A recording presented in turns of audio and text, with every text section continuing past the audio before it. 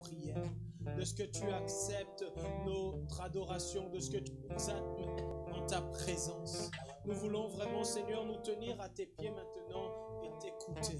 Je crois, Seigneur, que ta parole, qui est source de vie, source de bonheur, source de bénédiction, source de délivrance pour quiconque la reçoit, Seigneur Dieu, va apporter de la vie, va apporter de la guérison, va apporter du salut, va apporter des changements dans le cœur et dans la vie de ceux qui l'accepteront. Seigneur, nous voulons t'ouvrir nos cœurs. Je t'ouvre mon cœur. Je prie que ma sœur ouvre son cœur. Je prie que mon frère ouvre son cœur, afin que tes paroles tombent sur une bonne terre et non pas sur une terre. Que ta parole puisse produire, Seigneur Dieu, du fruit en abondance dans la vie de chacun. Là où nous sommes, ici ou dans nos maisons, je veux demander, mon Dieu, que ton esprit contrôle l'atmosphère, que ton esprit contrôle l'environnement. Je veux paralyser, lier, neutraliser toute activité des démons, toute activité d'agents de Satan qui voudrait endormir, fatiguer, qui voudrait mettre un voile sur l'esprit, sur l'intelligence de mes frères et sœurs pour les empêcher de comprendre. Je brise tout voile, je brise toute interférence démoniaque et je prie que ta parole aille directement dans les cœurs et fasse son œuvre en chacun de nous. C'est au nom de Jésus que nous avons prié et que nous pouvons tous dire Amen. Gloire soit rendue à Dieu. Que l'Éternel vous bénisse une fois de plus. Nous voulons bénir l'Éternel notre Dieu et nous disposer à l'écoute de sa parole. Nous allons donc continuer aujourd'hui la série que nous avons démarrée le dimanche dernier. C'est donc notre 3e séance. On est en train de parler de la présence de Dieu. Et là, je suis en train de développer les effets de la présence de Dieu. Nous avons déjà eu à voir beaucoup de choses, mais si je résume sur tout ce qu'on a vu vendredi, puisque c'est la continuité de ce qu'on avait vu le dimanche dernier, la présence de Dieu est une réponse. La présence de Dieu vient en réponse à la manière à laquelle nous le cherchons. Plus tu t'approcheras, la Bible dit, approchez-vous de Dieu et il s'approchera. Donc, si la présence de Dieu est une réponse, si je m'approche de Dieu, il s'approche de moi. Ça, c'est dans Jacques chapitre 4, verset 8. Si vous allez au verset 10, il dit, humiliez-vous devant le Seigneur.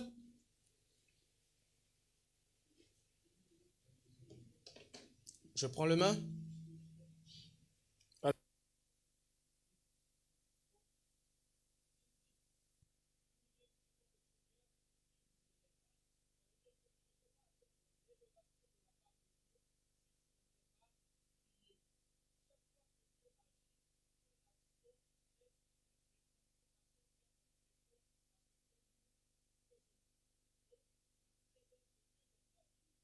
Elle va dépendre de ce que tu vas faire.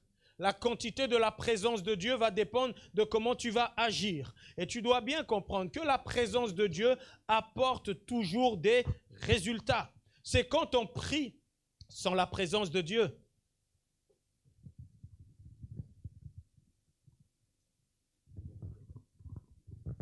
C'est quand on prie sans la présence de Dieu qu'il n'y a pas de résultat. C'est quand on fait les choses sans que Dieu soit là qu'il n'y a pas de résultat. On avait vu que Dieu lui-même, il avait attendu que l'Esprit se mouve au-dessus des eaux lors de la création avant de dire. Sauf que beaucoup de serviteurs de Dieu, parfois nous déclarons les choses or qu'il n'y a pas l'onction, or que la présence de Dieu n'est pas là. Et il faut que tu comprennes que la présence de Dieu va emmener la différence. Amen. Je me souviens, Sandrine avait eu à donner ce témoignage-là. Son fils, le dernier en tout cas, puisqu'elle en a 3, Kezia, ses parents disaient, je ne sais plus s'il a déjà 1 an là, mais depuis sa naissance, des nuits tout le temps perturbées. Jusqu'à 7 mois, 8 mois, 9 mois, des nuits perturbées, il ne dormait pas, parfois il se levait la nuit, il criait et plein de choses et des choses incomprises. Spirituellement, j'avais discerné que c'était des attaques liées à... Bon, je ne rentre pas dans les détails. J'ai dit à Sandrine qu'elle vienne un jour à l'église et puis je vais faire l'onction d'huile à l'enfant. Elle était donc venue, on était dans mon bureau et elle-même, elle a témoigné. Et c'était très visible, clair, parce que lorsque j'ai commencé à prier sur l'huile d'onction, au moment même, je n'ai pas encore commencé à prier pour l'enfant. J'étais juste en train de prier pour consacrer l'huile d'onction parce que je lui avais demandé de m'emmener une bouteille d'huile. J'ai une huile d'onction ici, je n'ai pas besoin de la reconsacrer chaque fois, c'est consacré une fois. Mais je lui avais demandé d'emmener une bouteille d'huile parce que l'enfant, en plus d'avoir ces problèmes-là, il avait des eczémas, des problèmes de peau, des choses qui revenaient régulièrement, ça le grattait, ça le démangeait. Donc je lui ai dit, emmène-moi cette huile-là. Et je vais prier pour ça. Et après, tu lui feras pendant 3 jours des bains. Il n'y a rien de mystique, il n'y a rien de sorcier dedans, etc. Et tu vas voir, les choses vont disparaître. Donc, au moment où j'ai commencé à prier pour l'huile d'onction, on n'était pas dans le bureau d'église, juste dans mon bureau d'entreprise à côté. Tout de suite, l'atmosphère a changé. J'étais juste en train de demander que l'onction descende. Sandrine même, elle a ressenti ça et elle a commencé à rigoler. Alléluia. Parce que déjà, l'atmosphère était présente. Et elle-même, quand elle rendait le témoignage, elle disait que rien qu'à ce moment-là déjà, elle savait que c'était accompli. Parce qu'il y a des moments, frères et sœurs, où la présence de Dieu descend de manière plus particulière. Et quand elle est là, tu le sais, tu le sens. C'est pas juste une question de croyer par la foi. Oui, il y a des moments où on ne ressent rien. Mais la présence de Dieu, la Shekinah de Dieu, tu ne peux pas ne pas la ressentir. À moins que ton cœur soit fermé. Là, ça ne dépend pas de tes sentiments. Quand elle descend, elle va produire quelque chose. Et ce jour-là, cette présence était là. Et à peine prié pour l'enfant. Le soir, elle dit qu'elle a appliqué l'huile. Son fils a dormi toute la nuit sans qu'il ne se réveille. Son fils était gardé par une nounou. Le lendemain, parce que la nounou, souvent, elle était dépassée par les crises de pleurs de l'enfant, par plein de choses, tout ça, et puis l'enfant, il n'arrivait pas à dormir. Le lendemain, sa nounou lui prend une photo, j'ai plus une vidéo, pour lui dire, il dort. Elle croyait qu'elle avait réussi. Sandrine rigolait parce qu'elle savait ce qui s'était passé. Ses parents, même le papa Cara, un moment, il m'a vu, il me dit, mais qu'est-ce que tu as fait à notre enfant? C'est le jour et la nuit. C'est-à-dire qu'il dit, c'est comme si on a eu un nouvel enfant. Frères et sœurs, il n'y a rien eu de particulier à mon niveau. C'est juste que la présence de Dieu est descendue. Et quand la présence de Dieu descend, elle porte des fruits. Elle emmène des résultats. Et c'est la raison pour laquelle il est important que tu comprennes qu'en cherchant Dieu, en entrant dans sa présence, et tout cela, je vous le détaillerai comment le faire par la suite, il y a des moments où toi-même, lorsque tu vas te retrouver à prier, tu peux être chez toi, tu peux être à l'église, tu peux être dans des trucs, tu vas sentir que là, l'atmosphère est différente. Quand Moïse entrait dans la tente d'assignation, la nuée descendait et il parlait avec Dieu. Donc il y a des moments quand tu vas faire certains actes, quand tu vas agir, et tout cela je le détaillerai, Dieu va descendre. Et quand sa nuée est là, quand sa présence est là, tu peux être sûr qu'il y aura des résultats. Amen. Ce matin donc, je vais poursuivre en parlant de la présence de Dieu en nous. Je vais développer 3 points, pas tous ce matin, mais en tout cas je commence par le premier qui est la présence de Dieu en nous. Par la suite, je développerai la présence de Dieu sur nous. Et enfin, je développerai la présence de Dieu avec nous. Ces 3 types de présence, bien que ce soit Dieu, ne sont pas pareils et n'ont pas les mêmes effets. C'est la raison pour laquelle il est important que je détaille les effets de la présence de Dieu en nous pour que vous compreniez bien que cette présence-là en nous apporte des fruits ou des résultats différents de la présence de Dieu sur nous, qui elle-même apporte aussi des fruits ou des résultats différents de la présence de Dieu avec nous. Mais avec l'enseignement au fur et à mesure, vous allez le comprendre très bien. La présence de Dieu en nous, donc on le développe, c'est le premier point. Il faut savoir que cette présence-là, comme toutes les 2 autres qui viendront après, elle n'est pas destiné, où les païens, les gens qui n'ont pas Jésus, ne peuvent pas accéder à ce genre de présence. Parce que cette présence-là n'est réservée qu'aux enfants de Dieu. Lorsque tu acceptes Jésus-Christ dans ton cœur comme ton sauveur personnel, tu deviens enfant de Dieu. C'est automatique, c'est sans condition, c'est ce que la Bible dit. Dans Jean chapitre 1, verset 12, il est dit « Mais à tous ceux qui l'ont reçu, à ceux qui croient en son nom, elle a donné le pouvoir de devenir enfant de Dieu. » C'est ce que la Bible dit très clairement. Lorsque tu reçois Jésus, tu deviens enfant de Dieu. C'est un béaba, c'est les enseignements. Là, c'est des points basiques que je ne fais que rappeler. Être enfant de Dieu, c'est aussi ce que l'on appelle la nouvelle naissance, naître de nouveau. Ou certains ont tendance à parler de la deuxième naissance. Nouvelle naissance ou deuxième naissance, c'est la naissance spirituelle. Parce que la première naissance, c'est ta naissance physique. Tu es né d'une mère comme moi. Hein, personne n'est né voilà, des choux ou autres. Hein, donc dites pas ça aux enfants. On est né d'une femme. C'est la première naissance ou la naissance tout court. Mais la deuxième naissance ou nouvelle naissance, c'est la naissance dans l'esprit. Jean chapitre 3, versets 5 à 6. Jean 3, 5 à 6. Jésus répondit: en vérité, je te le dis, si un homme ne naît d'eau et d'esprit, il ne peut entrer dans le royaume de Dieu. Ce qui est né de la chair est chair, et ce qui est né de l'esprit est esprit. Notre Seigneur Jésus dit clairement que ce qui est né de la chair est chair. La chair ne peut pas devenir esprit. Ta chair, tu pourras jeûner, tu pourras prier, elle va rester chair. Elle ne va pas se transformer en esprit. Ce qui est chair, ce qui est esprit est esprit. Et pour que tu deviennes enfant de Dieu, ce n'est pas la chair qui devient enfant de Dieu, c'est ton esprit. Parce que Dieu est esprit. Lorsque tu acceptes Jésus, tu nais de nouveau. Ton esprit renaît. Quand on dit que l'esprit est mort, au passage, un esprit ne meurt pas.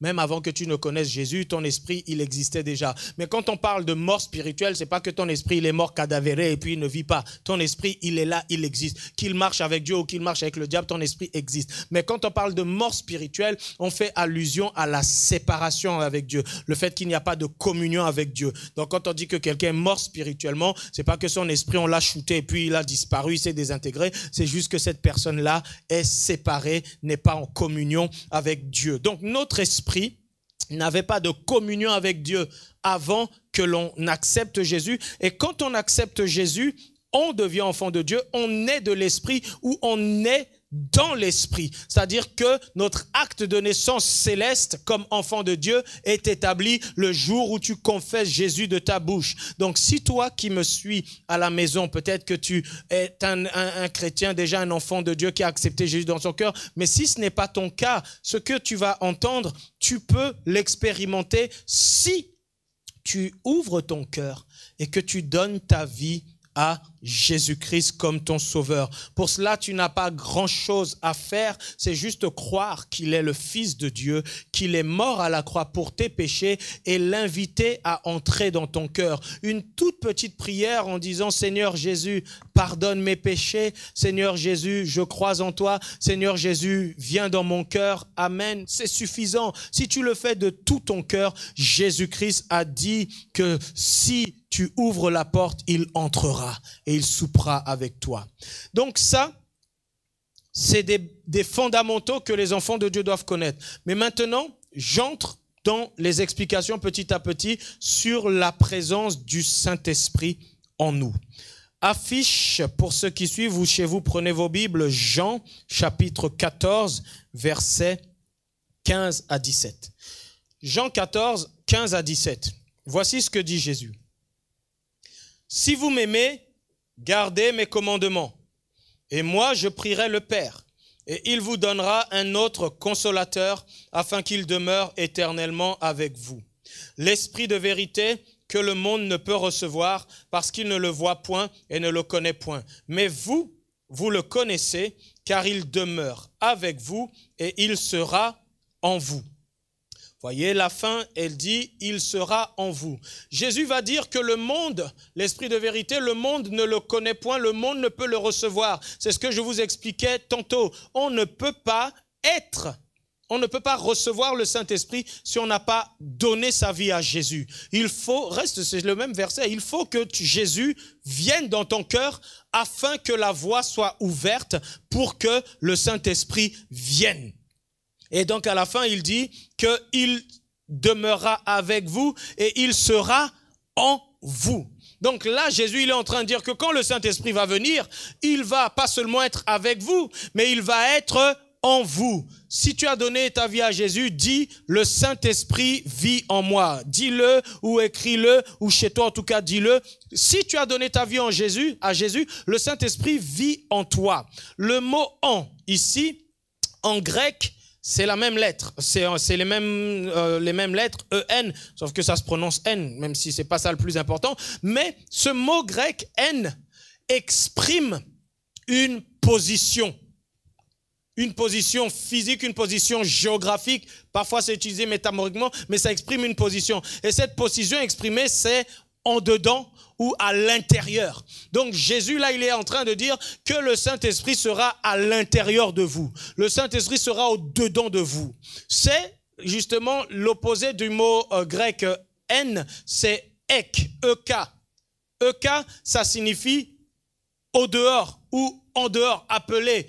L'Église, on vous a expliqué que l'Église, c'est ecclesia.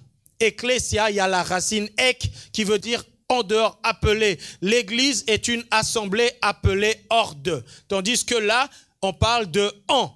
Donc Jésus est en train de dire que le Saint-Esprit, il sera au-dedans de vous. Mais comme il a dit, le monde ne peut pas le voir, le recevoir au-dedans parce qu'il ne le connaît point. À la nouvelle naissance, le Saint-Esprit vient automatiquement habiter en toi, en chaque enfant de Dieu. Ce n'est pas le baptême du Saint-Esprit. Le baptême du Saint-Esprit vient avec la présence sûre. Quand je vous expliquerai le Saint-Esprit sur nous, la présence de Dieu sur nous, vous comprendrez, je vous expliquerai le baptême du Saint-Esprit. Mais ça, c'est autre chose. Le Saint-Esprit en nous, c'est pas la puissance. Le Saint-Esprit en nous, c'est pas le feu. Le Saint-Esprit en nous, il est automatique quand je donne ma vie à Jésus, que je deviens enfant de Dieu. Le Saint-Esprit vient habiter en moi, à l'intérieur de moi. Éphésiens chapitre 2, verset 22. Éphésiens 2, 22. En lui, vous êtes aussi édifié pour être une habitation de Dieu en esprit. Là, il est dit que vous êtes édifié pour être une habitation de Dieu en esprit. Éphésiens 2, 22. Et le mot « en » exprime encore une fois la localité géographiquement pour être une habitation de Dieu à l'intérieur de votre esprit. Pour être une habitation de Dieu au-dedans de votre esprit. Donc, c'est ce que ce passage-là dit. 1 Corinthiens chapitre 3, verset 16. 1 Corinthiens 3, 16. Ne savez-vous pas que vous êtes le temple de Dieu et que l'Esprit de Dieu habite en vous? Là encore, il est précisé que l'Esprit de Dieu, il habite où? Il habite à l'intérieur de nous. Un autre passage va parler et dire que notre corps, 1 Corinthiens 6, 19, dit « Ne savez-vous pas que votre corps est le temple du Saint-Esprit qui est en vous ?» Donc, certains vont dire « Oui, mais tu dis qu'il est dans notre esprit, mais là, il est écrit qu'il est dans notre corps, etc. » Tout ça, les amis, ne soyez ni perdus ni embrouillés. Le Saint-Esprit habite au-dedans de ton esprit. Sauf que ton esprit habite en toi, dans ton corps. Par conséquent, quand on dit que, comme ce verset-là, que notre corps est le temple du Saint-Esprit, il est bien entendu pas parce que le Saint-Esprit habite dans le corps directement, mais le Saint-Esprit habite dans mon esprit qui habite dans mon corps. Donc il n'y a pas de contradiction, il faut bien le comprendre. Parce que le corps est une enveloppe charnelle. Les démons habitent dans le corps. Un enfant de Dieu ne peut pas avoir de démons dans son esprit. Mais malheureusement, il peut y en avoir dans le corps ou dans l'âme. Même ça, tout le monde n'est pas d'accord. Il y a des théologiens, il y a des églises qui disent que même dans le corps, un chrétien ne peut pas avoir de démons. Ça, c'est leur problème. Chacun enseigne ce qu'il croit être la vérité, mais la réalité ne peut jamais contredire la vérité. La réalité ne peut pas contredire. On ne peut pas dire que oui, un chrétien ne peut pas avoir de démons dans son corps. Et expliquez-nous alors, tous ces gens qui ont, certains vont dire non, c'est parce qu'ils ne sont pas vraiment convertis. D'autres vont dire non, c'est parce que ceci, cela. D'autres vont dire non, c'est la chair, c'est des simulacres, c'est des trucs ou quoi. Les amis, les démons habitent les corps. Même un enfant de Dieu peut être sujet à une présence démoniaque dans son corps ou dans son âme, être victime ou sujet à des tourments. Encore une fois, même ce que je suis en train de dire, même c'est sur Internet, il y a des tas de pasteurs, des gens qui peuvent prendre ces paroles-là et les saisir pour dire « Vous voyez ce qu'il enseigne, ce petit jeune-là, il connaît rien. » Pas de problème. Qu'il vienne devant moi. On va prendre un cas d'homme ou de femme et on va prier. Si c'est des enfants de Dieu avérés là, et puis on va voir si ces gens-là ont des esprits, qui a raison ou pas. Mais on n'est pas là pour polémiquer. Hein? Je suis juste en train de donner ces exemples pour que vous compreniez que l'habitation de l'esprit, c'est notre esprit. Le corps peut être sujet à des présences démoniaques ou autres, mais un démon chez un enfant de Dieu ne peut jamais être dans son esprit. Notre esprit est saint. Notre esprit est sanctifié. La présence de Dieu qui est. Nous sommes nés de nouveau. Quand il est dit que nous sommes justes, ce n'est pas notre corps qui est juste. Nos actes ne sont pas toujours comme ils devraient l'être. Tout en nous doit tendre vers ça. La Bible dit, soyez saints dans toute votre conduite. Donc nous devons faire que dans toute notre conduite, il y ait cette sainteté, cette justice. Mais notre esprit, automatiquement, reçoit cette justice, cette sainteté de l'Éternel. Et nous sommes saints parce que nous sommes esprits. 1 Corinthiens chapitre 15 verset 44. 1 Corinthiens 15 44 dit « Il est semé corps animal, il ressuscite corps spirituel. S'il y a un corps animal, il y a aussi un corps spirituel. » La Bible dit, s'il y a un corps physique, il y a aussi un corps spirituel. Le Saint-Esprit réside dans notre corps spirituel qui est naturellement notre esprit.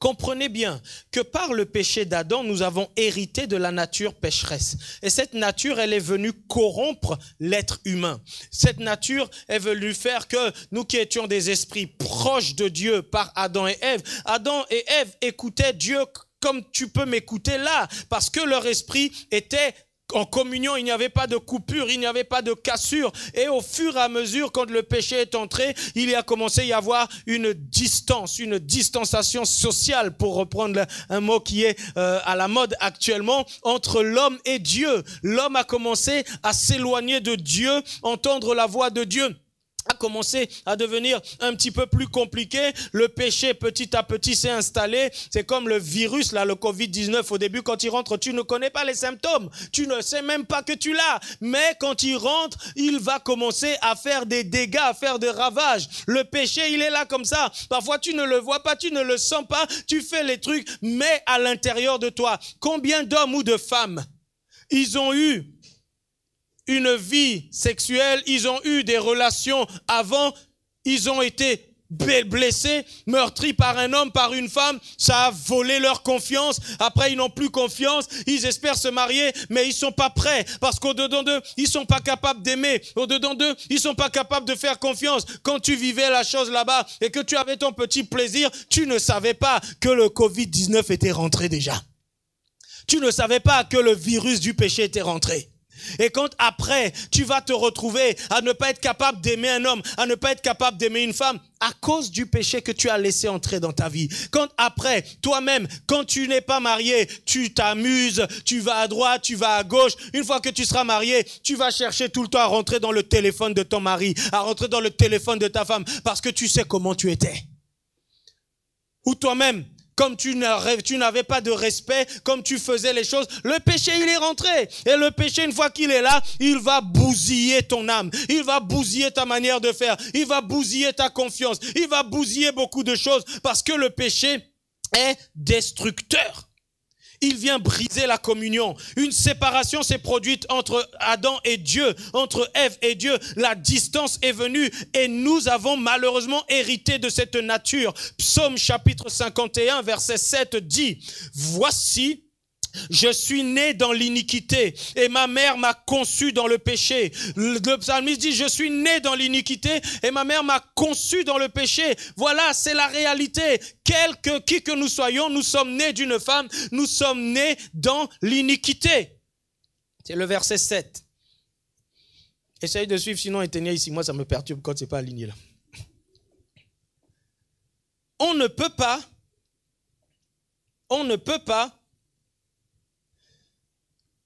quand on est un être humain, penser que le péché n'est pas en nous ou qu'on est au-dessus de ces trucs. Le péché, il fait son œuvre dans nos sentiments, il fait son œuvre dans notre manière de penser. Il emmène des peurs, il emmène des blocages, il emmène de l'incrédulité, il emmène le scepticisme, il emmène plein de choses et cela n'est pas bon. Quand j'ai dit verset 7, là, si tu vois en face 9, il faut que tu remontes. Parfois, il y a des décalages. Je suis né dans l'iniquité, ma mère m'a conçu dans le péché. Romains chapitre 3, verset 23 dit, « Car tous ont péché et sont privés de la gloire de Dieu. » Tous ont péché. Toi qui es là, qui m'écoutes et qui me suis, tu es privé de cette gloire de Dieu si tu pêches. Le mot « privé » signifie en grec « ustero » qui veut dire être laissé derrière, être dans le manque, être dépourvu. Donc on t'enlève quelque chose. Quand tu pêches, quelque chose t'est enlevé. Et qu'est-ce qui t'est enlevé? La gloire de Dieu. Le mot gloire ici a plusieurs sens, mais l'un des sens de la gloire doxa signifie la condition la plus glorieuse, la condition ou l'état le plus élevé. Donc on est en train de dire que le péché va te priver de ta condition la plus glorieuse. Le péché va te priver de ton état le plus glorieux. Peut-être que si tu ne péchais pas, tu serais là-haut ou là-bas. Mais à cause du péché, cela va limiter ta condition. Le peuple d'Israël, c'était ce qui se passait. Quand il marchait avec Dieu dans l'obéissance, voici que Dieu le rendait de vainqueur sur ses ennemis. Mais quand il péchait, ses ennemis le maîtrisaient. Et c'est l'un des problèmes qu'il y a. Le péché nous prive de la gloire de Dieu. Le péché nous prive de notre meilleure condition. Voici ce que le péché fait et a fait. Le péché nous a déformés. Le péché nous a corrompus. Le péché nous a déshabitués à la présence de Dieu. Le péché est venu créer de nouvelles habitudes mauvaises, des habitudes de convoitise, des habitudes de mauvaises pensées, des habitudes de paresse, des habitudes de mensonges, des habitudes négatives et beaucoup d'autres choses. Voilà l'état dans lequel est l'être humain sans Jésus. Lorsque tu viens à Jésus, le Saint-Esprit vient habiter dans ton esprit. Mais ton corps, on a lu tout à l'heure qu'il est dit que ce qui est chair est chair. Ton corps ne peut pas se transformer. Donc le Saint-Esprit, avant de venir sur toi pour te donner la puissance, avant d'être avec toi pour que tu puisses opérer, etc., il vient d'abord en toi parce que il sait qu'à l'intérieur, il y a du travail à faire. Il y a un nettoyage à faire. Il y a un changement à faire. Donc, frères et sœurs, vous devez bien savoir que l'une des principales, je ne dis pas que c'est la seule, mais l'une des principales actions du Saint-Esprit quand il vient habiter en nous, ce n'est pas de nous donner la puissance, ça vient après. Ce n'est pas de nous utiliser pour faire des miracles, mais sa première action en nous, c'est de nous transformer. La première action du Saint-Esprit dans le chrétien, c'est de nous transformer. Je vous avais pris une fois l'exemple du miracle, le tout premier miracle de Jésus qui a consisté à changer l'eau en vin. Il a transformé, il a changé de nature. Rien de ce que Dieu fait n'est fait au hasard. Jésus aurait pu pour premier miracle ouvrir les yeux ou autre, mais il était en train d'indiquer, parce que le vin, d'après la Bible, c'est quelque part écrit comme ça, que la vigne, le vin réjouit le cœur de Dieu. Donc il a transformé l'eau en vin, en quelque chose qui réjouit le cœur de Dieu. C'était une image pour dire que la première œuvre que lui, il est venu faire, ce n'est pas faire des miracles, c'est transformer l'homme de l'eau, de la matière que nous sommes, à faire de nous une substance agréable à Dieu. C'est la première œuvre du Saint-Esprit en toi, dans le chrétien, quand il vient. 2 Corinthiens chapitre 3, verset 18. 2 Corinthiens 3, 18. Nous tous qui, le visage découvert, contemplant comme dans un miroir la gloire du Seigneur, nous sommes transformés en la même image de gloire en gloire, comme par le Seigneur l'Esprit. Il est dit que nous sommes transformés en la même image. Nous sommes transformés en la même image en contemplant le Seigneur comme par le Seigneur l'Esprit. C'est donc le Saint-Esprit qui nous transforme. Le but de la présence du Saint-Esprit en nous, c'est de nous transformer. Le but de la présence du Saint-Esprit en nous, c'est de nous emmener à vaincre, à dominer le péché. Le but de la présence du Saint-Esprit en nous, c'est de faire en sorte que le corps qui est sujet à la loi de la chair, à la loi du péché, ne soit plus maintenant celui qui domine. C'est de faire que notre esprit domine la chair et que nous puissions marcher dans la victoire, dans la présence de Dieu. Romains chapitre 8, versets 10 à 13. Romains 8, 10 à 13.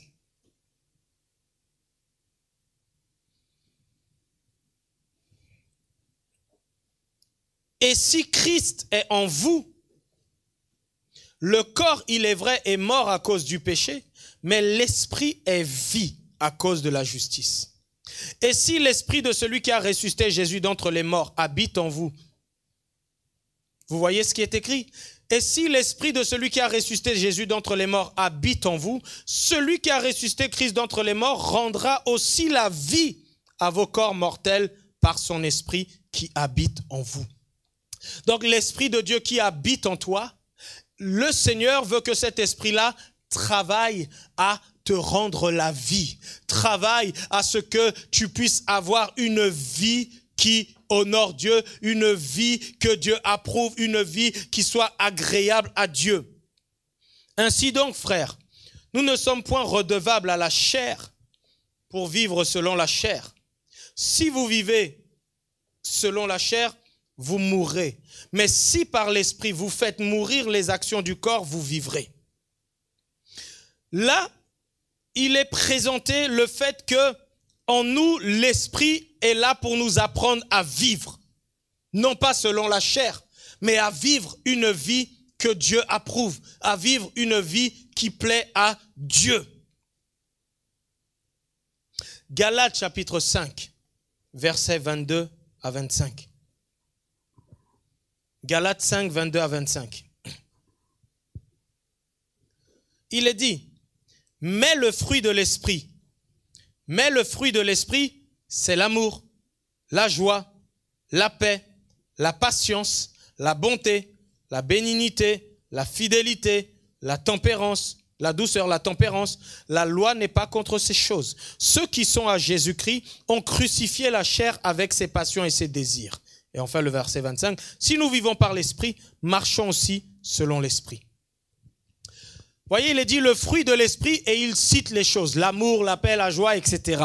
Le mot fruit en grec, karpos, ça signifie au sens figuré, un fruit, le fruit d'un arbre, tout ça, ou la progéniture quand on dit le fruit de vos entrailles. Mais maintenant, dans ce contexte-là, ça signifie travail, ça signifie action. Ça signifie résultat. Ça veut dire que si on aidez-moi. Si on bon, allez, je le dis simplement, je ne sais pas pourquoi j'ai perdu mon latin ce matin. Si on retranscrit, on reprend ça autrement, le verset va dire, mais au lieu de dire le fruit de l'esprit, on va dire le travail de l'esprit ou le résultat de l'esprit, c'est l'amour. C'est-à-dire que l'œuvre que le Saint-Esprit va faire, le résultat sera l'amour. L'œuvre que le Saint-Esprit va faire, le résultat sera la joie. Le résultat sera la paix. Le résultat sera la maîtrise de soi. Donc vous comprenez bien que lorsque le Saint-Esprit vient travailler en nous, quand il vient en nous et qu'il travaille en nous, il va travailler notre caractère. Il va travailler notre personnalité. Il va remodeler notre âme, puisque notre âme, c'est là où se trouve le siège de nos désirs, de nos émotions, de nos sentiments. Tout ça, on était guidé par les péchés et sa convoitise. Le Saint-Esprit vient travailler à ce niveau-là pour produire en nous la paix, la joie, la maîtrise de soi, la tempérance et toutes ces choses-là. Et ce n'est pas par hasard que le premier fruit, on parle que d'un fruit, il n'a pas dit les fruits, mais le fruit, en tout cas que le premier point qui est cité, c'est l'amour.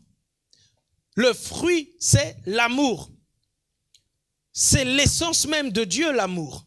1 Jean chapitre 4, verset 16 dit, « Et nous avons connu l'amour que Dieu a pour nous, et nous y avons cru. » Dieu est amour. Et celui qui demeure dans l'amour demeure en Dieu et Dieu demeure en lui. Donc le Seigneur, par son esprit, vient en nous et il commence à produire une œuvre qui va développer, produire en nous l'amour. Parce que l'amour, c'est Dieu. Dieu est amour. L'essence même de Dieu, c'est l'amour. Et il est dit que celui qui demeure dans l'amour demeure en Dieu. Et Dieu demeure en lui. Et le Saint-Esprit, si tu étais raciste, si tu n'aimais pas les blancs ou tu n'aimais pas les noirs ou inversement, etc. Il y a des gens qui se disent chrétiens, enfants de Dieu, mais dès qu'on leur parle des Arabes, les Arabes leur sortent par le nez. Dès qu'on leur parle des noirs ou ceci, cela, même parmi les blacks, si vous permettez de dire comme ça, il y a du racisme. Quand je suis venu en France, j'ai côtoyé les Antillais, j'ai côtoyé des Réunionnais, des gens pour la première fois, c'est là que j'ai vu, mais le racisme vis-à-vis des Africains est grand, hein. Si une fille antillaise voulait épouser un Africain, là, mais c'est à la limite, tu allais être chassé de la maison. Les Africains, c'était la peste. Et dans certaines cultures, dans certains endroits, c'est pareil. Je veux bien l'entendre, qu'il y a des Africains voleurs, qu'il y a des Africains magouilleurs, mais il y en a partout. Mais, frères et sœurs, quand toi tu viens à Christ, si tu es encore raciste, parce qu'il y a beaucoup de noirs racistes envers les noirs, il y a des blancs racistes envers les blancs, et il y a des gens racistes. Toi, enfant de Dieu, ma fille, tu dois épouser un blanc. Mon fils, tu as vu ma peau, on est noir de la génération en génération. Tu veux nous ramener une blanche? Tu veux déshonorer tes parents, tes grands-parents? Enfant de Dieu, tu as encore ces problèmes de race. C'est que l'amour n'a pas fait son chemin dans ton cœur. Il y a un véritable souci. Que tu n'acceptes pas que ton enfant épouse quelqu'un qui n'est pas Christ, c'est ce que la parole de Dieu nous enseigne. Chacun a ses lois. La polygamie n'est pas autorisée en France. Tu ne vas pas dire oui, dans mon pays c'est autorisé. Va vivre dans ton pays. Tu ne peux pas venir à Christ et dire non, moi je vais épouser un païen, un mondain, ceci, cela. La parole de Dieu nous enseigne que ça doit être avec un enfant de Dieu. C'est que ça. Mais à partir du moment où c'est avec un enfant de Dieu, pourquoi est-ce que, si c'est la couleur, si c'est pas ceci, si c'est pas cela, c'est pas bien. Dis à quelqu'un, c'est pas bien. Dieu n'aime pas ça. Il faut changer au-dedans de soi. Et le Saint-Esprit, il vient produire en nous l'amour qui va nous faire aimer tous les hommes sans distinction de race, de couleur, de culture, parce que Dieu est amour. 1 Jean chapitre 4, verset 8 dit, « Celui qui n'aime pas n'a pas connu Dieu. » Celui qui n'aime pas n'a pas connu Dieu. Dieu est amour. Donc ne viens pas parler de tu connais Dieu et que tu continues dans ton cœur de ne pas aimer le maghrébin, de ne pas aimer ceci, cela, de traiter les gens de voleurs, de bougnoules, de tête de ceci, cela. Il faut que tu changes et que tu laisses l'amour de Dieu t'emmener à aimer toute personne.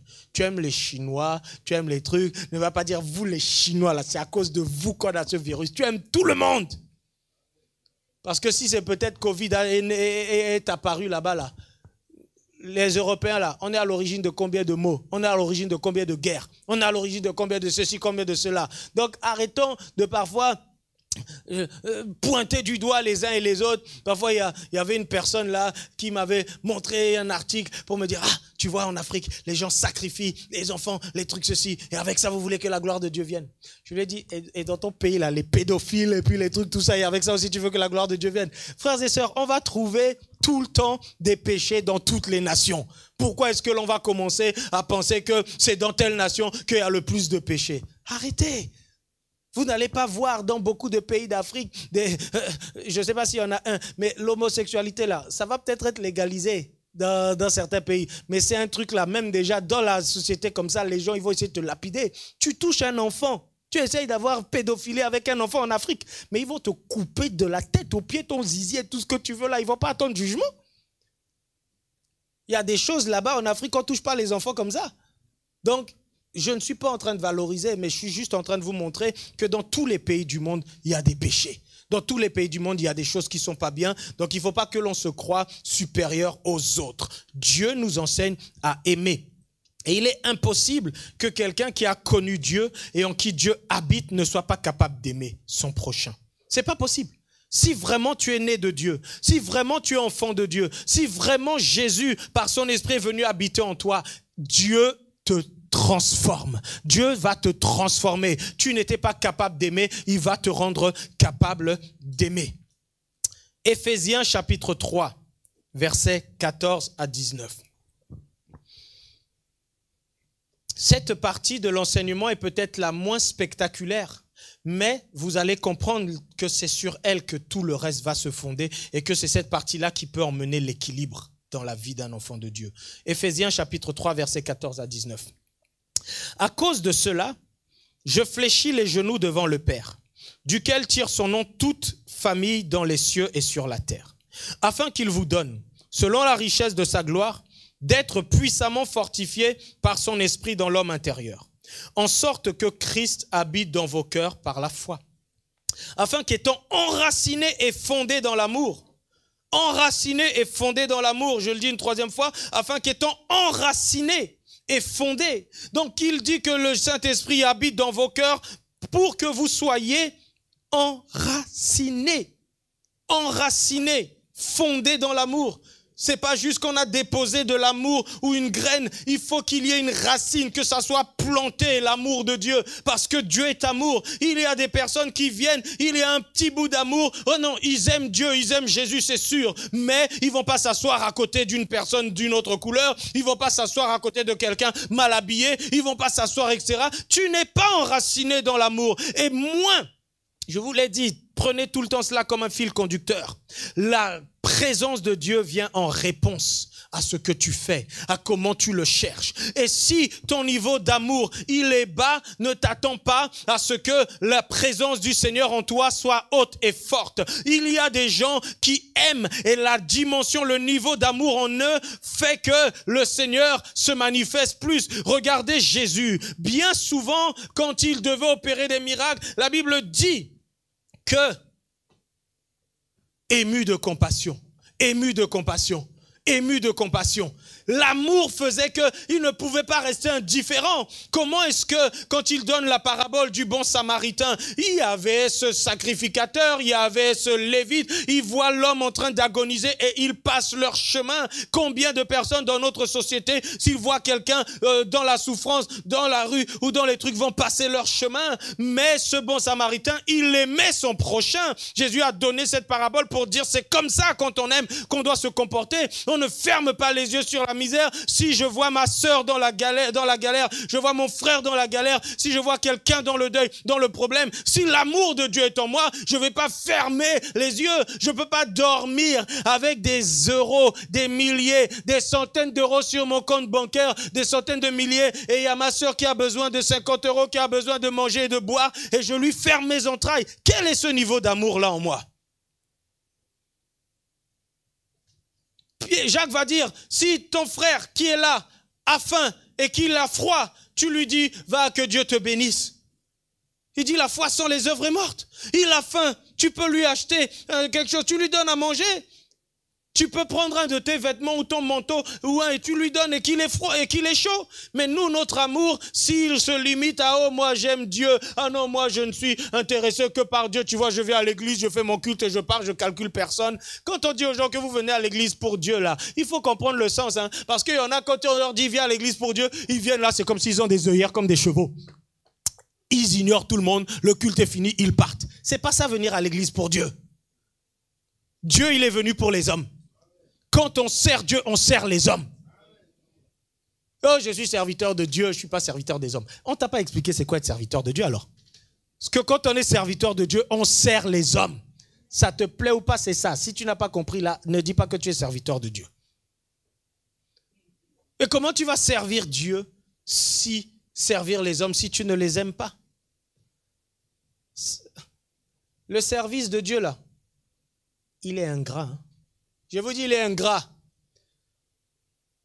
Il nous bénit. On est satisfait de voir des vies sauvées. Mais servir Dieu, c'est toi qui prends les coups. C'est toi qui prends les insultes. C'est toi qui tout. Si tu as fait ça et que tu n'as pas fait à l'autre, on va dire, regardez, il a fait ça à lui, ça il n'a pas fait. Tu as été ici, tu n'as pas appelé, tu n'as pas ceci. Les gens ne savent pas ce qui se passe dans ta vie. Hein. Ils ne savent pas le temps que tu as, ils ne savent rien. Mais dès que tu as oublié de les appeler, c'est un faux pasteur. Il m'avait dit qu'il allait appeler tel jour à 18 h. Il n'a pas appelé. Oh, ça y est. Les gens sont ingrats. Si tu n'as pas l'amour de ton prochain, si tu n'as justement pas le fruit de l'esprit c'est l'amour, la paix, la patience. Tu veux l'onction, mais sans le fruit là, l'onction va te faire virer à la colère, à la haine, parce que tu vas imposer les mains à quelqu'un et puis la personne va être guérie, toi tu seras fier, mais quand derrière tu t'attendais à une offrande et l'offrande n'est pas venue. Tu t'attendais à un merci et le merci n'est pas venu. Tu vas commencer à te tenir pour dire, ces gens rebelles là, qui manquent de reconnaissance là, Seigneur, enlève-leur leur miracle avant qu'ils apprennent. Parce que le fruit de l'esprit n'a pas été développé. Beaucoup de gens servent Dieu, c'est que la puissance, mais c'est la plus petite portion de l'action de l'esprit dans leur vie, là, l'action de l'esprit en nous qu'ils négligent. Ils ne développent pas ce fruit-là. Or qu'il est dit, afin qu'étant enracinés et fondés dans l'amour, vous puissiez comprendre avec tous les saints quelle est la largeur, la longueur, la profondeur et la hauteur, verset 19, et connaître l'amour de Christ qui surpasse toute connaissance, en sorte que vous soyez remplis jusqu'à toute la plénitude de Dieu. Le temps manquerait pour développer ça, mais ce sont des versets clés. Il est dit que si tu connais l'amour de Dieu, cela peut te donner accès à jusqu'à la plénitude de Dieu. Plus tu vas laisser l'Esprit de Dieu en toi développer le fruit, l'amour, la joie, la paix, la présence, cela va te donner accès à des révélations, accès à des niveaux de connaissance que d'autres n'ont pas parce que leur amour est limité. Paul aimait tellement le Seigneur qu'il a dit, je suis prêt non seulement à être mis en prison, mais à mourir pour Jésus. Quand tu as un amour sans limite pour Dieu, je te rappelle que Dieu a dit, voici les deux plus grands commandements. Tu aimeras Dieu de tout ton cœur. Et il a dit, tu aimeras le ton prochain comme toi-même. Il a dit que ce sont ces deux, que le second est comme le premier. Donc plus ton amour pour Dieu est élevé, plus ton amour pour ton prochain sera élevé, plus tu vas accéder à des dimensions dans le Seigneur auxquelles d'autres n'accéderont pas parce que l'amour est la clé. Colossiens chapitre 3 verset 14 dit, mais par-dessus toutes ces choses, revêtez-vous de la charité qui est le lien de la perfection. L'amour est la clé, l'amour est le lien de la perfection. Plus tu aimeras, plus tu recevras, plus tu aimeras, plus tu seras donné, plus Dieu te donnera, plus Dieu te remplira. Mais ça, ma sœur, mon frère, c'est l'œuvre du Saint-Esprit en toi. Beaucoup de gens, ils viennent et ils veulent tout de suite aller dans le ministère, faire ceci, être dans cela ou autre. Ce qui les intéresse, c'est la gloire, c'est la puissance. Mais dès que vous allez parler de patience, asseyez-vous, soyez enseignés. Ah non, non, non, non, non. Oh, il faut faire ceci. Ah non, non, non, non, non. Oh, il faut balayer. Ah non, non, non, non, non. Moi, Dieu m'a appelé à des choses plus élevées. Ma sœur, mon frère, les choses élevées, tu vas les voir dans la vie des autres. Parce que si Dieu t'élève, tu vas tomber boum, comme tu es remonté là. Parce que en toi, il n'y a pas ce fruit de l'esprit. La paix, la joie, l'amour, la patience, la maîtrise de soi. Toutes ces choses-là, le Saint-Esprit veut les produire en toi. Est-ce que quelqu'un comprend cela? Mais maintenant, il faut que vous compreniez quel est l'outil que le Saint-Esprit utilise pour produire cela en vous. Parce que dire que le Saint-Esprit veut le produire en nous, et il est là pour ça, c'est bien. Mais souvenez-vous, et jusqu'à la fin de mon enseignement, il faut que ça rentre là, la présence de Dieu, la manière à laquelle Dieu se manifeste est une réponse à comment on le cherche, est une réponse à ce que l'on fait. Dieu ne va pas venir si tu n'as pas fait quelque chose avant. Tu ne vas pas avoir des résultats si tu n'as pas fait les choses qui sont demandées pour avoir ces résultats. Et pour que le Saint-Esprit opère cette transformation en toi, il a un outil par excellence.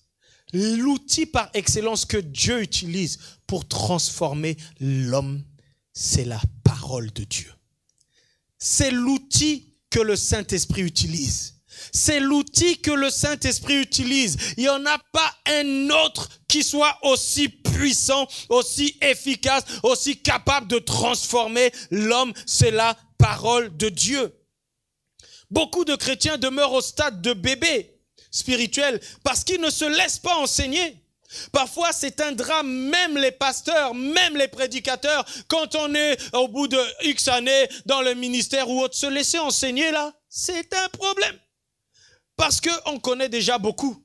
Parce qu'on est prédicateur depuis X années, etc. Tout ça. Certains même, je connais des pasteurs, je ne vais pas les citer, de toute façon, je ne cite pas les noms des gens, mais je les ai entendus prêcher il y a 20 ans, 25 ans. Et je n'exagère pas en disant ça. Je les ai entendus prêcher il y a quelque temps. À la limite, je pouvais finir leur phrase.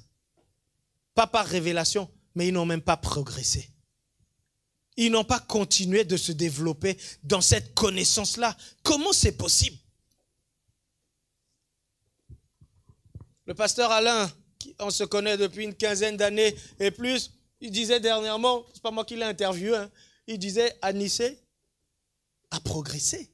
Il dit Anissé quand il prêchait avant et là, et la connaissance, lui-même c'est quelqu'un qui connaît, il en atteste. Tous ceux qui me connaissent peuvent dire que oui, il y a une évolution dans la connaissance. Mais comment tu peux évoluer si la parole de Dieu, tu ne la mets pas au centre de ta vie? Si la parole de Dieu, tu ne t'en nourris pas, tu ne t'instruis pas. Il y en a, ça s'arrête là. Ils ont connu 2-3 trucs, versets, etc. Je peux vous dire que ça fait plus de 25 ans que je prêche. Croyez-moi ou pas, mais croyez-moi. Pratiquement tous mes messages, peut-être 1 sur 10 seulement n'entre pas dans la règle. Pratiquement tous mes messages, même après 25 ans, même si je prends les mêmes sujets, je les écris nouvellement. J'ai des tas de messages dans mes trucs, mais le réchauffer là, je ne fais pas ça. À part quand il y a des enseignements comme les fondements des disciples et encore, on rajoute toujours des trucs. Mais même si je prêche le même thème, je fais comme si je ne l'ai pas prêché. Je réécris tout. Et chaque fois, quand je compare après, il y a toujours, je vois la différence entre ce que j'avais écrit avant. Parfois, je sais qu'il y avait déjà des choses bien importantes. Pour gagner du temps, je vais prendre des trucs. Mais je ne me contente pas de mes acquis ou de mes trucs. Tout ce que vous m'entendez prêcher, même ça là, c'est des choses, ça a été pris, c'est du bio. Ça a été pris directement là et puis c'est préparé pour vous nourrir. C'est pas des trucs réchauffés ou là-bas, etc. Ce n'est encore une fois pas pour me vanter du tout que je dis ça. Mais c'est pour montrer que j'ai bien compris pour ma propre vie que l'outil par lequel le Saint-Esprit me transforme, c'est d'abord sa parole. L'année n'est pas finie, donc je ne vais pas, quoique spirituellement, on peut le faire. J'allais dire, il ne faut pas vendre la peau de l'ours avant de l'avoir tué, mais avec Dieu, il faut tuer Goliath avant de le tuer. Donc, si je respecte le rythme de méditation, de lecture de la parole que j'ai démarré depuis le début de l'année, cette année, j'aurais fait 4 fois le tour de la Bible. 2 fois à la lecture et 2 fois en Bible audio, en tout 4 fois. Je n'ai jamais fait ça de toute ma vie, 4 fois. 2 fois, je l'ai fait, oui, 1 fois audio, 1 fois lecture, mais 4 comme ça, c'est des exemples de choses que moi-même j'essaye d'aller plus. La Bible dit que la parole de Dieu habite abondamment parmi vous, donc j'essaye de m'en remplir plus possible pour que quand je parle, quand les trucs, croyez-moi, lorsque je cherche la face de Dieu pour avoir une prédication, dès que je connais le thème, le reste c'est facile. Parce que je suis dans la parole, je suis dans la parole. Dès que le Saint-Esprit m'inspire ce qu'il faut dire, je sais qu'il y a un verset qui dit ça, il y a un truc où papa, je vais les chercher, je les mets. Mais quand tu ne connais pas la parole, quand tu ne la lis pas, quand tu ne la médites pas, tu ne vas jamais pouvoir aller si facilement. C'est la raison pour laquelle, justement, même si je peux préparer le message avant, moi, ce n'est pas la préparation du message qui est un problème, c'est juste d'avoir l'inspiration de ce qu'il faut apporter. Quand je connais l'inspiration, je vais vous sortir les trucs. Je ne connais pas de mémoire toute la Bible, mais le fait d'aller, etc., les choses, elles viennent assez facilement. Mais tout ça, ma soeur, mon frère, tu as des efforts à faire. Quand Dieu te parle, Hébreux chapitre 4, verset 7 dit, Dieu fixe de nouveau un jour, aujourd'hui, en disant dans David si longtemps après, comme il est dit plus haut, aujourd'hui, si vous entendez sa voix, n'endurcissez pas vos cœurs. Le Saint-Esprit est tellement gentleman qu'il ne va pas te forcer. Il dit, si tu entends, n'endurcis pas. Il te dit, pardonne. Tu veux pas, il va pas te forcer. Il te dit, aime. Tu veux pas, il va pas te forcer. Il te dit, donne. Tu veux pas, il va pas te forcer. Combien de fois, si tu avais été sensible à l'Esprit, tu aurais peut-être été la réponse à quelqu'un? Peut-être qu'un jour, tu as eu à cœur de faire un don à un frère, de faire un don à une sœur, de faire un don à un pasteur, de faire un don à quelqu'un, mais tu as raisonné. Or que peut-être qu'il y avait un enfant de Dieu qui priait, qui était dans le besoin, et Dieu voulait se servir de toi, tu n'as pas été sensible. Dieu a dû passer par quelqu'un d'autre. Il y a parfois des choses, des moments où Dieu nous parle, où Dieu veut faire, mais nos cœurs sont endurcis, nos cœurs sont fermés. Et quand le Seigneur, il est là et qu'il nous parle de pardonner, qu'il nous parle de ne pas mentir, qu'il nous parle ça, ceci, pas cela. Il y a certains, c'est comme de l'eau jetée sur un canard, c'est-à-dire que ça passe, ça ne les touche même pas, ça ne les atteint pas. D'autres, ils sont devenus des boxeurs professionnels esquiveurs. Dès que tu donnes un coup, pouf, dès que la parole de Dieu dit, repends-toi, pouf, ils esquivent. Dès que la parole de Dieu dit, ne monte pas, pouf, ils esquivent. C'est quoi ça? Si vous entendez sa voix, n'endurcissez pas vos cœurs. 2 Pierre chapitre 1, versets 5 à 9.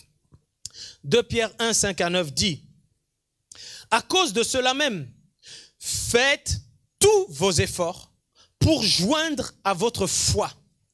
Il dit, faites tous vos efforts.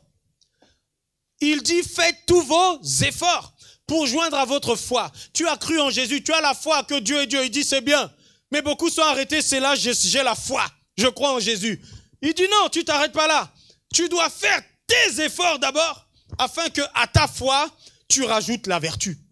À la vertu, tu rajoutes la connaissance. À la connaissance, tu rajoutes la maîtrise de soi. Donc là, il n'est pas en train de dire, le Saint-Esprit viendra sur vous, et va vous mettre la connaissance, et va vous mettre la maîtrise de soi. Il a dit, vous-même là, faites tous vos efforts. Je connais des gens, année après année, toujours les mêmes problèmes, toujours les mêmes luttes, toujours les mêmes trucs. Et quand tu discutes avec eux, certains disaient, mais ça, tu vas à droite, tu vas à gauche, tu butines là, tu es là dans telle église, tu es là tel enseignement, tu es là tel truc, tu es là telle chose, etc. Année après année, les gens, ils sont toujours paumés, ils ont toujours les trucs ou quoi, etc. Et pour certains, oh, je ne comprends pas pourquoi tu ne me transformes pas. Je dis, tu n'as même pas pris le temps, tu t'es pas discipliné pour suivre tel cours, tel fondement, telle chose. Il y a des gens qui viennent là parce qu'ils sont déjà posés ou parce qu'ils sont des enseignants dans la société. Ils croient que directement, ils vont devenir enseignants de la parole de Dieu. Les amis, il y a des efforts à faire pour se faire et se laisser enseigner. Notre Seigneur Jésus a dit, voici, allez prêcher la bonne nouvelle et enseignez-leur à observer. Le Saint-Esprit, Jésus a dit que quand le Saint-Esprit sera là, qu'est-ce qu'il va faire? Il vous enseignera toutes choses et il vous rappellera tout ce que je vous ai enseigné. Le Saint-Esprit est là pour nous enseigner, il est là pour nous rappeler les choses parce qu'il sait que c'est l'enseignement de la parole qui va nous transformer, que c'est ça qui va faire que les choses en nous vont changer. Il est dit, faites tous vos efforts pour joindre à votre foi la vertu, à la vertu la connaissance, à la connaissance la maîtrise de soi, à la maîtrise de soi la patience, à la patience la piété, l'attachement à Dieu. Donc, il faut faire des efforts pour être attaché à Dieu. À la piété, l'amour fraternel, à l'amour fraternel, la charité. Et le verset 8, car si ces choses sont en vous et ils sont avec abondance, elles ne vous laisseront point oisifs ni stériles pour la connaissance de notre Seigneur Jésus-Christ. Mais celui en qui ces choses ne sont point est aveugle. Il ne voit pas de loin et il a mis en oubli la purification de ses anciens péchés. Frères et sœurs, si ces choses qu'il a citées, la vertu, la foi, la maîtrise de soi, tout le fruit de l'esprit dont on a parlé, il dit que si ça c'est abondant en vous, ça ne va pas vous laisser sans fruit. Vous allez porter du fruit, vous n'allez pas être oisif, paresseux. Il y a des gens paresseux. Le confinement n'a pas aidé, hein. Ça dort jusqu'à il n'y a pas d'heure, et puis ça traîne, ça, et puis machin. Si même confinement, pas confinement, là, quand le fruit de l'esprit est en toi, quand ces choses-là sont en toi, tu vas te lever, tu vas chercher le Seigneur, tu vas faire les choses, tu vas apprendre, etc. Mais quand il n'y a rien de tout ça, là, ouais.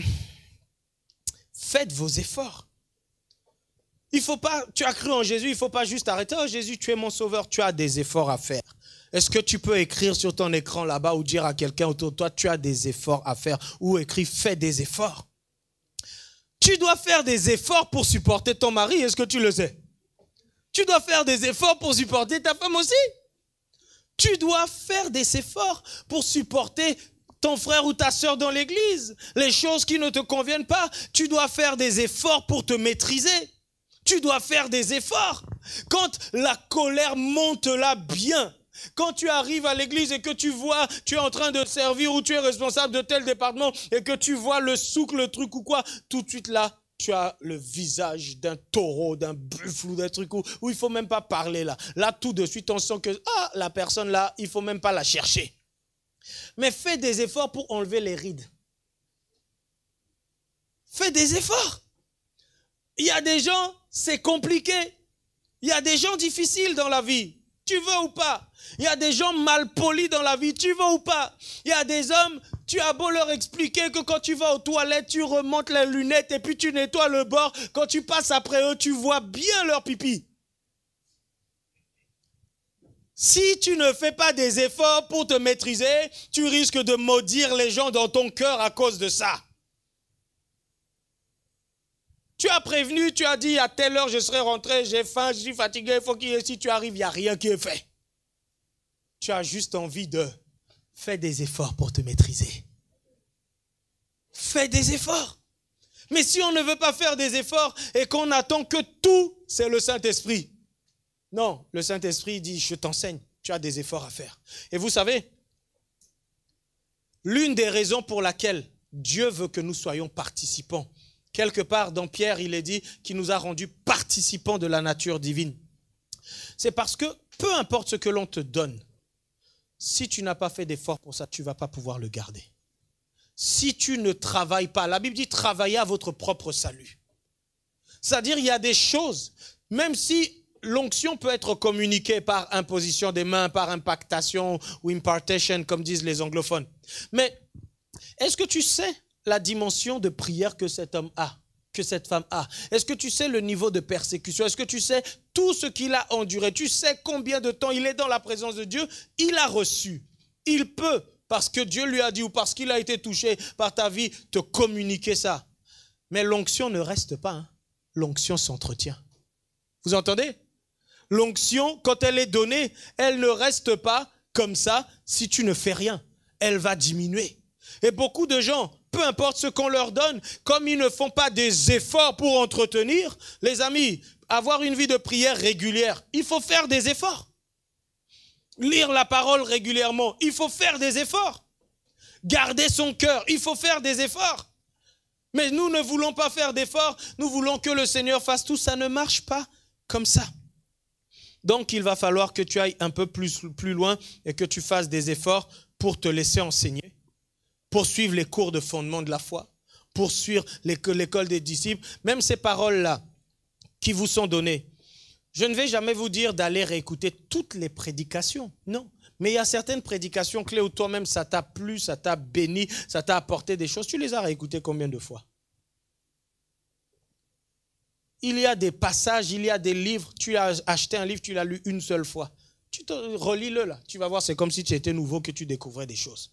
Si Dieu dit que ce livre, la loi ne s'éloigne point de ta bouche, médite-le jour et nuit ou autre. C'est parce que l'être humain n'a pas non plus une mémoire éternelle. Il est oublieux, il y a des choses, il faut que ça revienne. La foi vient de ce qu'on entend. Et ce qu'on entend là, c'est Réma. Le Réma, c'est pas la parole d'hier, c'est la parole d'aujourd'hui. Le Réma, c'est la parole du moment. Donc, quand la Bible dit la foi vient de ce qu'on entend, elle vient du Réma, ça veut dire que si tu veux rester dans la foi, il faut que tu aies la parole d'aujourd'hui tout le temps. Il faut que tu aies la révélation d'aujourd'hui. Il faut que tu aies la grâce d'aujourd'hui. Mais si tu t'arrêtes à ce que tu as connu il y a 50, 10 ans ou autre, que tu le nourris pas, tu l'entretiens pas, il y a toujours des niveaux de connaissances supérieurs à ce que tu as déjà.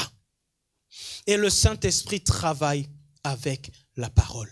C'est l'outil numéro 1 pour nous transformer. Si cet outil-là n'est pas dans ta vie, le Saint-Esprit ne pourra rien faire. Je le dis, le Saint-Esprit ne pourra rien faire. Parce que l'outil avec lequel il travaille, c'est la parole. C'est la raison pour laquelle il te pousse à aller à l'église. Il te pousse à suivre des enseignements parce qu'il veut que tu écoutes. Il veut que tu apprennes. Il faut que tu te remettes en question. Il veut que certaines paroles te portent, te parlent, te travaillent, de sorte que tu ailles devant lui dans la prière, que tu t'humilies. Seigneur, pardon, je reconnais que je suis rebelle.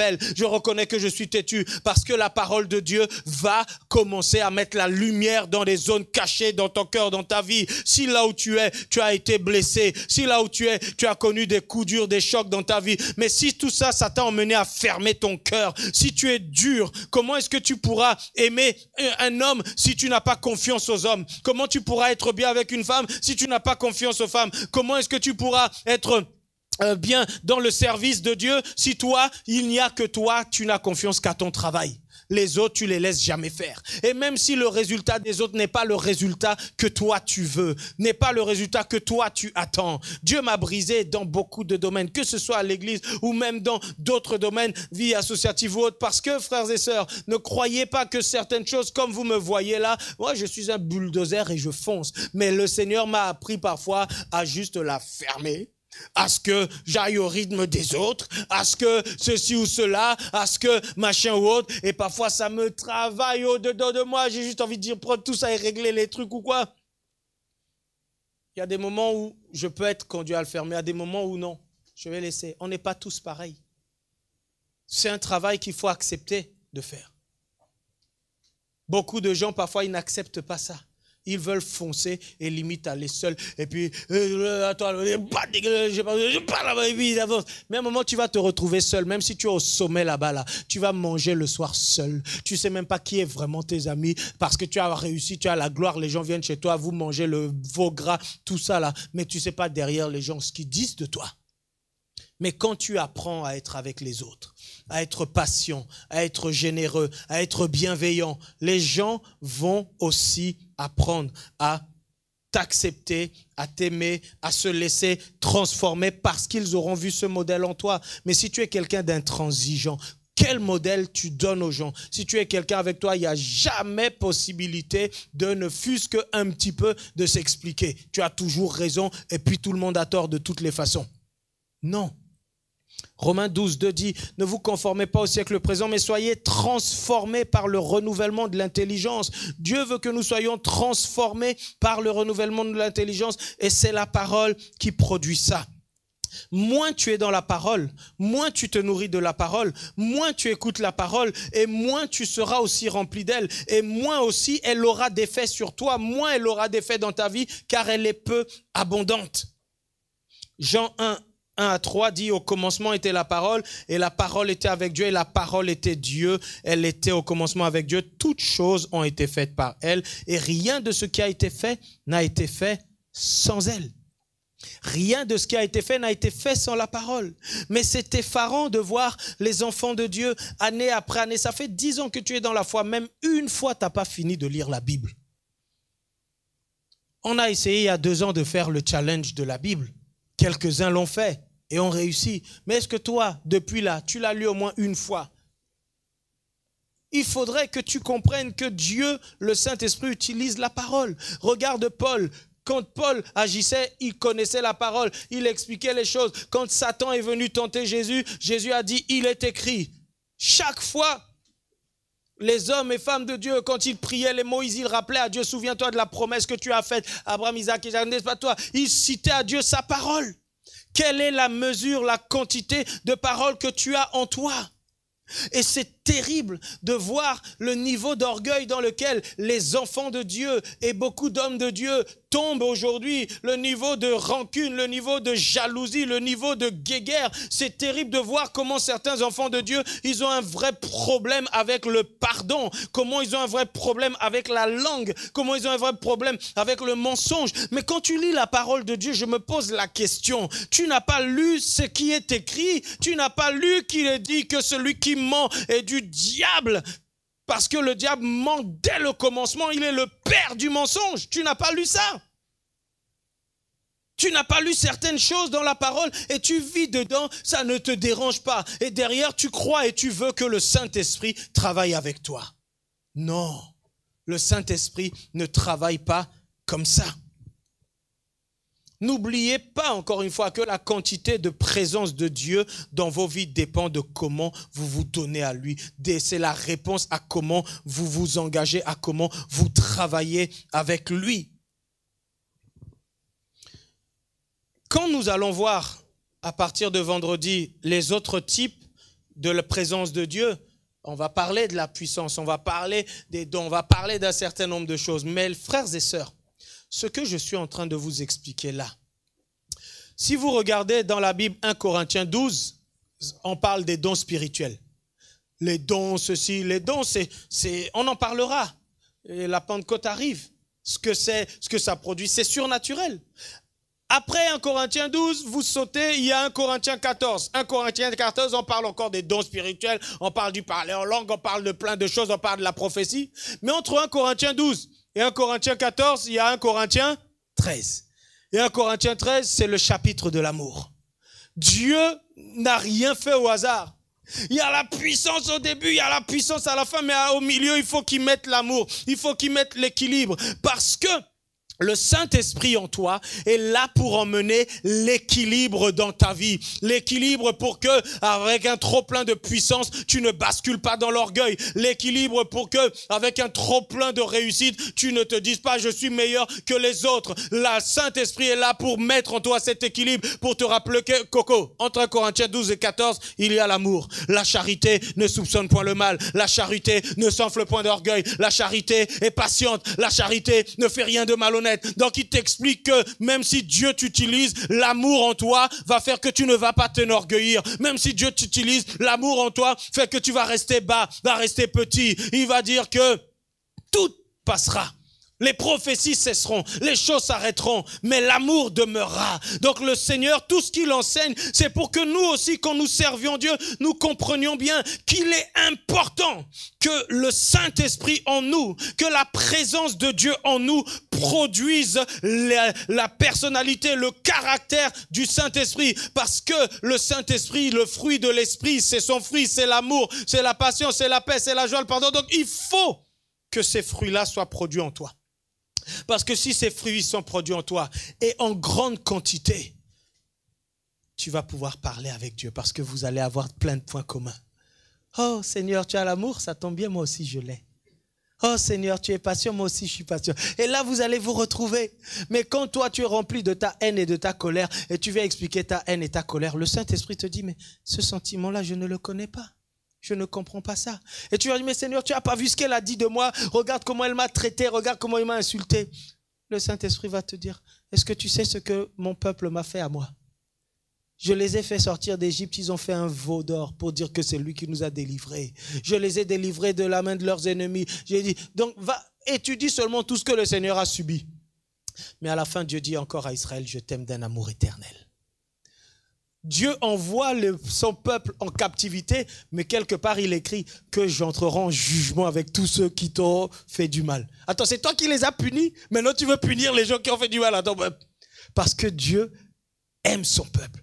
il a fait cette promesse à Abraham, Isaac et Jacob. Et ce n'est ni le péché d'Abraham, ni le péché d'Israël qui a changé l'amour de Dieu. Si l'amour de Dieu n'a pas changé pour son peuple, il ne changera pas pour toi. Ce n'est pas ton péché qui va changer l'amour de Dieu. Mais si tu veux voir plus de Dieu dans ta vie, avant qu'on ne voie les autres points, ce point-là, cherche cette présence de Dieu. La puissance peut devenir une occasion de chute pour toi, ma sœur. La puissance peut devenir une occasion de chute pour toi, mon frère. Le fait que Dieu se serve de toi, que tu prophétises, il y a des choses qui sont spectaculaires. Le monde que vous voyez là, c'est un monde visible, mais il existe un monde invisible. Il m'arrive des fois, et là je ne suis pas en train de parler que quand vous avez des songes, quand vous rêvez, des visions. Il est arrivé à plusieurs reprises et des fois où je suis là, mes yeux sont ouverts physiquement. Je vois le physique, mais je vois tout derrière. La première fois que ça m'est arrivé, j'étais dans mon pays, en Afrique. J'étais jeune et je devais tomber, enfin j'étais tombé malade, j'avais mal à la tête. J'ai déjà eu à partager ce témoignage-là. Et j'étais dans ma chambre sur un lit, tellement ma tête frappait, cognait fort. C'était l'après-midi, il devait être 14h ou un truc comme ça. Je ne dormais pas. Dans la chambre où j'étais, déjà, il y a le mur de la chambre, il y a un couloir, il y a un autre mur, enfin, tout ça. Après, on avait notre parcelle familiale, une grande parcelle là, peut-être l'équivalent d'un ou deux terrains de tennis. Et puis, il y avait un grand mur avec des barbelés, tout ça là. Mon père avait fait, on dirait, Alcatraz. Donc, dans ma chambre là-bas, alors que tout d'un coup, mes yeux s'ouvrent. Et là, je vois au-delà des murs. Je ne dors pas, je vois le mur, mais je vois au-delà, je vois les trucs, etc. Et je vois dans le mur de la parcelle là-bas, 3 esprits qui rentrent. Il y en a 2 qui ont escaladé, un autre qui est rentré par la porte et ils venaient. C'était des esprits de mort qui venaient me chercher. Je ne vous raconte pas tous les détails, Jésus est Seigneur, mais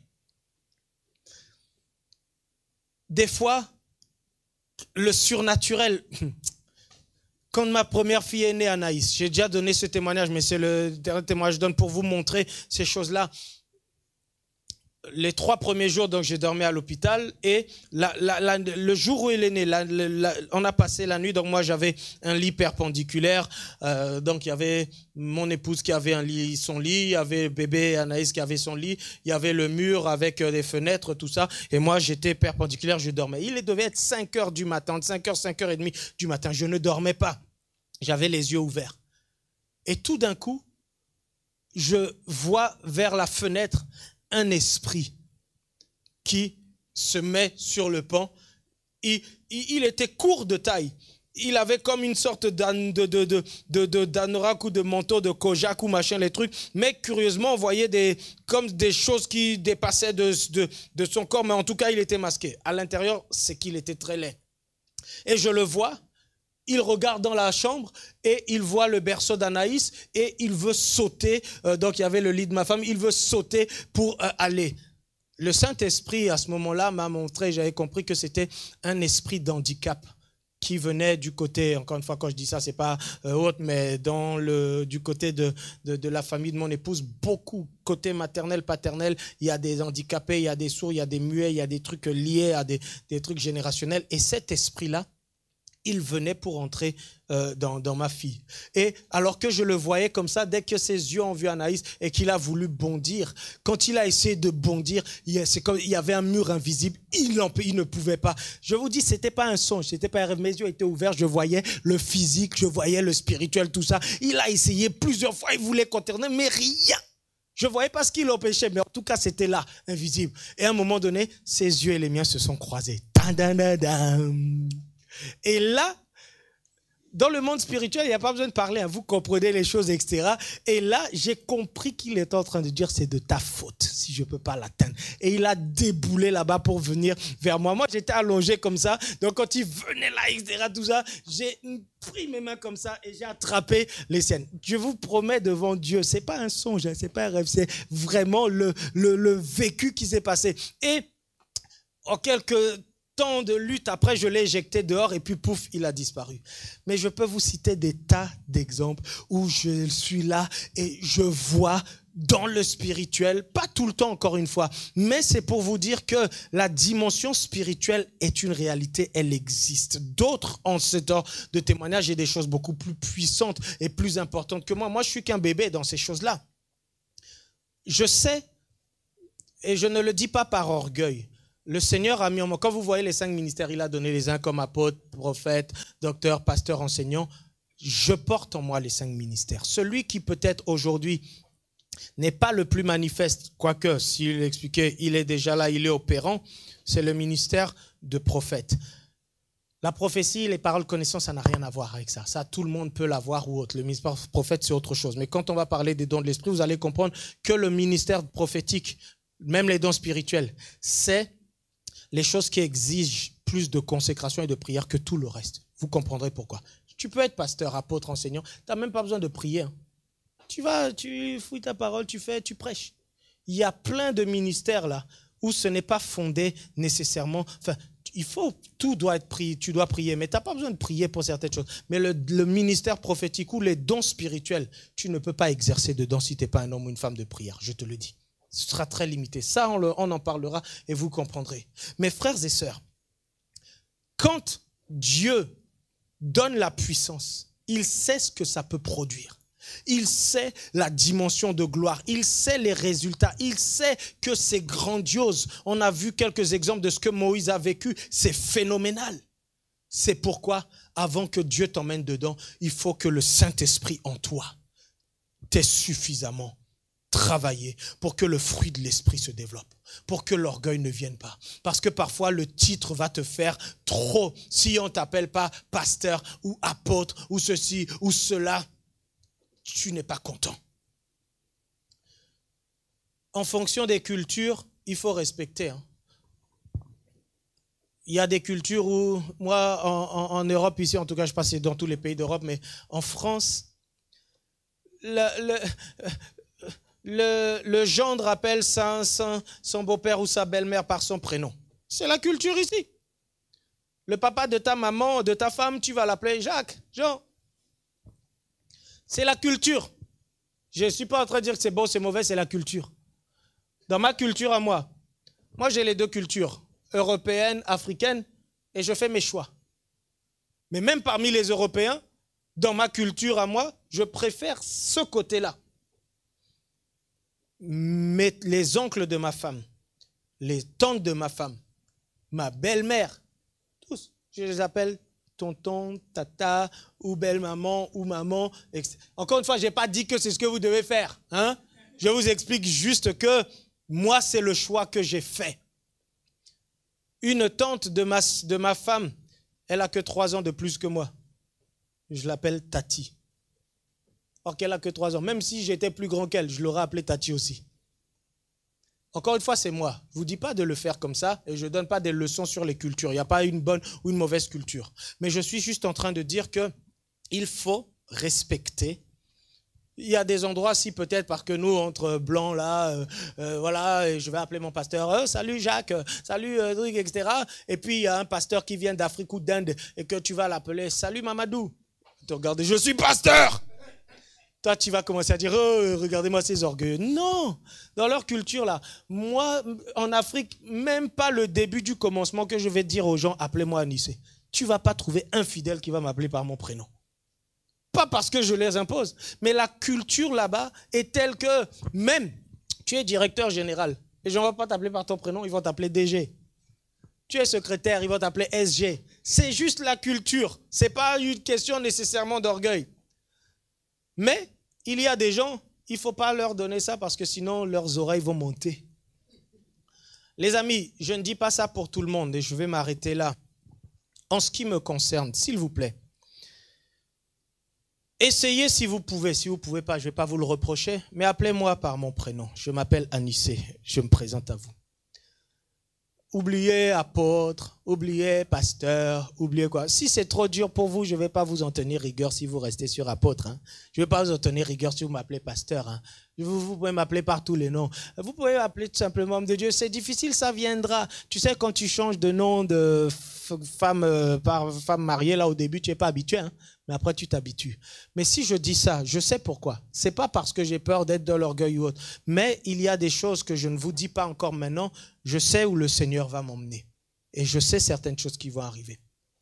Je ne voudrais pas que les gens croient que c'est parce que je suis apôtre ou autre. C'est parce que j'ai décidé de payer le prix. Si toi, enfant de Dieu, quelle que soit ta personne, ton identité, tu comprends que tu peux accéder à la présence de Dieu, à la grâce de Dieu, ce n'est pas ton titre qui va faire ça. Que tu sois pasteur, apôtre, docteur ou autre, Dieu n'a pas dit que l'amitié de l'Éternel est pour les pasteurs, les apôtres. Elle est pour ceux qui le craignent. Elle est pour ceux qui l'aiment. Elle est pour ceux qui le cherchent. Jean-Baptiste a dit de Jésus qu'il croisse et que je diminue. Le Saint-Esprit est la personne la plus importante sur terre. La personne la plus puissante, la plus capable. Pourtant, le Saint-Esprit ne se met jamais de l'avant. Il glorifie Jésus. Quand vous lisez Jean 16, 14, Jésus va dire du Saint-Esprit, il me glorifiera parce qu'il prendra de ce qui est à moi et vous l'annoncera. Le Père glorifie le Fils glorifie le Père. Mais ce qui est merveilleux, c'est qu'il n'y a pas de rivalité entre eux tous. Ils chérissent le Saint-Esprit. Jacques 4, 5 dit, croyez-vous que l'Écriture parle en vain? C'est avec jalousie que Dieu chérit l'Esprit qu'il a fait habiter en nous. Dieu est jaloux de l'Esprit qu'il a fait habiter en nous. Jésus est jaloux de l'Esprit qu'il a fait habiter en nous, à tel point qu'il a dit que vous pouvez blasphémer contre le Père, vous pouvez blasphémer contre le Fils, il vous sera pardonné, mais celui qui blasphémera contre le Saint-Esprit ne lui sera pardonné, ni dans le siècle présent, ni dans le siècle à venir. Regardez comment ils se mettent en avant l'un l'autre, comment le Saint-Esprit y est aimé du Père, aimé du Fils, mais le Saint-Esprit glorifie le Fils. Le Saint-Esprit, c'est lui qui opère toutes ces choses, ces miracles, ces délivrances, ces guérisons, mais le Saint-Esprit, tout ce qu'il cherche, c'est à voir Jésus élevé. Mais comment est-ce que l'Esprit qui habite en toi, le Saint-Esprit, sa seule quête, c'est de chercher à élever Jésus, et tu crois qu'il va produire en toi quoi? Il va te conduire à élever Jésus. Il va te conduire à aimer Jésus. Il va te conduire à vouloir que Jésus soit glorifié. Il va te conduire à dire comme Jean-Baptiste que je diminue et qu'il croisse. Lorsque les gens vont vouloir te donner trop d'honneur, c'est toi-même qui vas commencer à leur rappeler, comme Paul et Barnabas disaient aux gens, mais nous ne sommes pas des dieux, nous sommes des gens comme vous. Tu dois rappeler aux autres que tu es un homme ou une femme. Et il y a des moments, si cela passe par le fait que c'est basique, tu demandes aux gens qui t'appellent par ton prénom, c'est pas pour rabaisser, que vous m'appeliez Anissé ou apôtre, ce n'est pas ça qui va changer les choses. L'onction, elle est sur moi, quel que soit le titre, selon ce que Dieu m'appelle à faire. Mais il est très important que nous nous gardions de l'orgueil, que le fruit de l'esprit en nous soit là, la patience, la maîtrise de soi, l'humilité, les choses. Et plus tu vas grandir dedans, plus Dieu va pouvoir t'élever. Parce que quand le Saint-Esprit va venir sur toi ou avec toi, Paul va dire, et je m'arrête là, je connais un homme. Il va dire, était-ce dans son corps, était-ce en vision?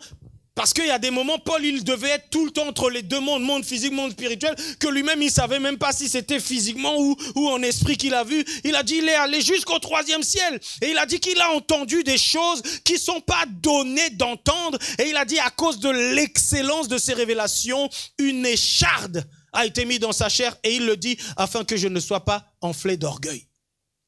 Donc Dieu a emmené Paul à un tel niveau de révélation que là même Dieu a dit, si je ne fais pas quelque chose, il peut s'enfler d'orgueil. Donc Dieu lui a mis une écharde et le verset dit, un ange de Satan pour le souffleter. Alors est-ce que, je ne sais pas exactement, est-ce que c'était un démon qui était là ou les trucs, mais en tout cas, c'est Dieu qui a mis ça parce qu'il a dit que là, le niveau de révélation que je lui ai donné, l'orgueil peut venir.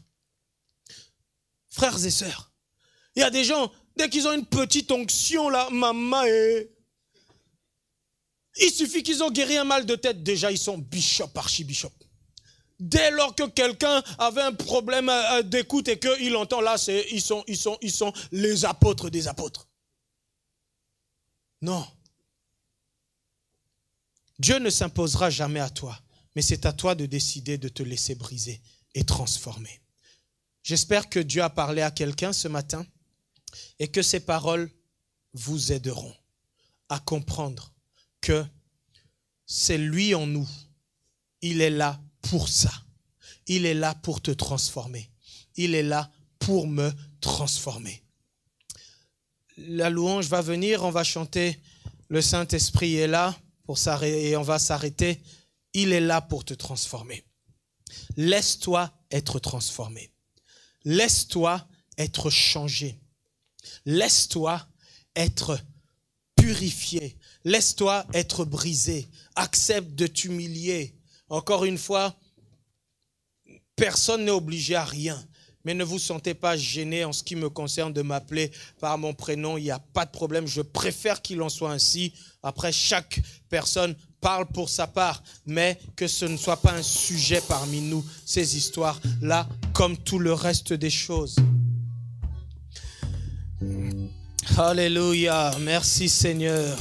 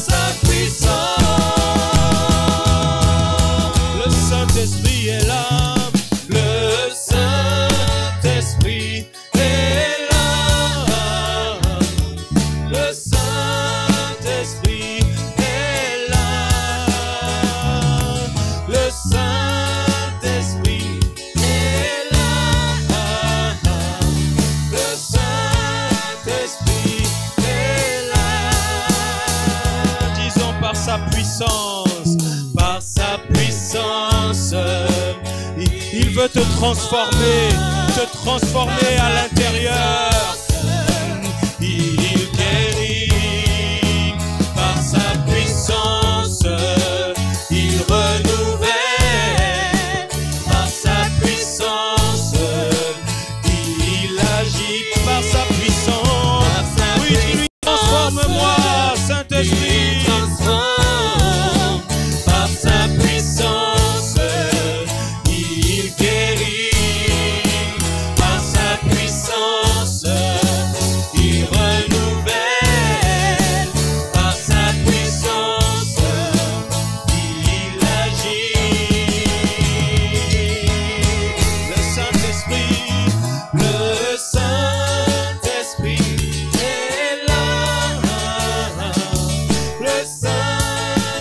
Saint-Esprit est là.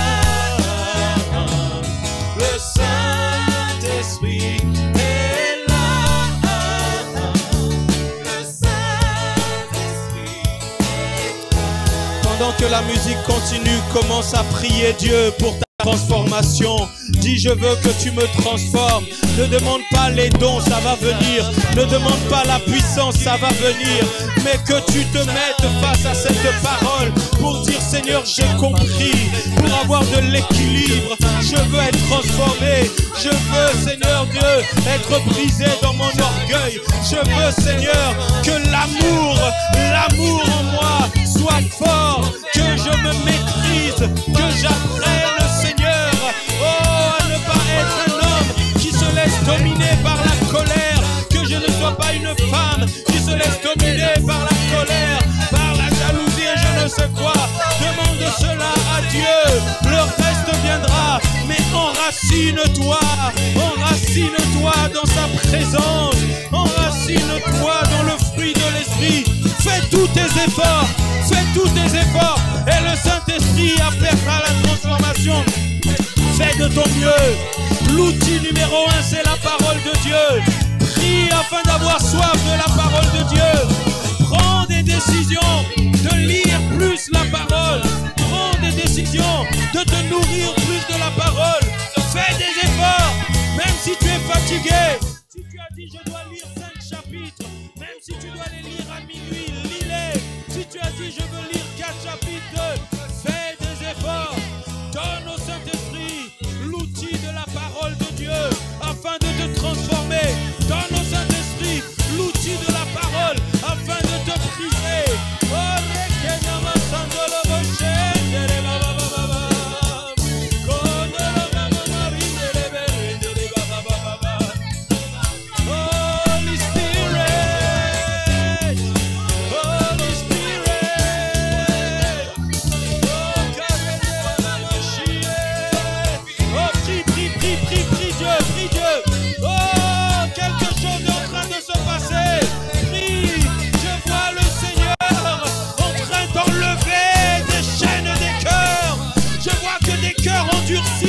Ont été brisés par sa parole. Je vois des hommes et femmes en train de pleurer dans leur maison parce que le Saint-Esprit les a convaincus de péché. N'aie pas peur, pleure devant le Seigneur. Son esprit est à l'œuvre. Il est en train d'opérer des transformations. Merci pour la transformation. Merci pour les changements. Merci pour la repentance. Merci pour la délivrance. Merci pour les guérisons.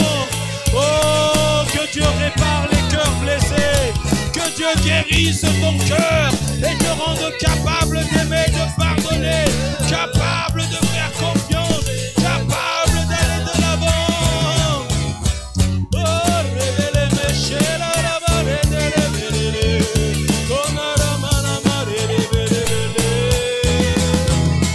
les maladies s'enfuient, les aveugles voient, les paralytiques sautent de joie, les stériles enfants, les sourds entendent par sa puissance, les maladies s'enfuient, les aveugles voient, les paralytiques sautent de joie, les stériles enfants, les sourds entendent par sa puissance, Le Saint-Esprit est là. Le Saint-Esprit est là. Le Saint-Esprit est là. Le Saint-Esprit est là. Est-ce que toutes ces paroles que tu as entendues ne te donnent pas envie d'aimer le Saint-Esprit, d'aimer le Seigneur. Dis à Dieu, dis Seigneur, je t'aime. Dis Saint-Esprit, je t'aime. Dis-lui, je veux plus de toi. Dis-lui, je ne veux plus t'attrister. Je veux réjouir ton cœur. Je veux mieux te connaître. Je veux marcher avec toi. Je veux t'honorer, Saint-Esprit. Je veux t'honorer dans ma conduite, t'honorer dans ma vie, t'honorer dans mon langage, t'honorer, avoir une vraie intimité, une vraie relation avec toi. Oh Saint-Esprit de Dieu, alléluia. Oh Dieu, que nous t'aimions plus, Seigneur. Que ma sœur t'aime plus, que mon frère t'aime plus, que je t'aime plus. Esprit de Dieu, toi qui es chéri du Père, chéri du Fils, que nous aussi nous puissions chérir ta présence en nous. Toi dont Jésus a dit qu'il est avantageux pour vous que je m'en aille, sinon le Saint-Esprit ne viendra pas. Que nous ne soyons pas à te négliger, que nous pensions toutes les fois où le péché est là, où le mensonge est là, où la convoitise est là, que nous nous souvenions que tu habites en nous et que nous disions non, nous ne voulons pas t'attrister, nous ne voulons pas t'attrister, nous ne voulons plus t'attrister et te chérir comme le Père te chérit comme le Fils te chérit, être en communion avec toi et que ta place en nous, Saint-Esprit, nous emmène à nous abandonner, nous emmène à nous garder, nous emmène à nous purifier afin que cette présence, que cette place que tu occupes soit grandissante jusqu'à ce que nous te donnions tout, Seigneur. Merci pour le culte de ce jour. Merci pour les enseignements, Seigneur. Je te demande de garder ton peuple tout le long de cette semaine, de nous permettre de nous retrouver vendredi pour poursuivre ces temps d'enseignement, d'études. Que ta main soit avec chacun tout le long de la semaine par rapport à ce déconfinement, par rapport aux activités des uns et des autres. Accompagne-nous et bénis ton peuple. C'est au nom de Jésus que nous avons prié et que nous pouvons tous se dire Amen. Que Dieu vous bénisse, frères et sœurs. Passez un bon et heureux dimanche et on se retrouve la semaine prochaine. Soyez bénis.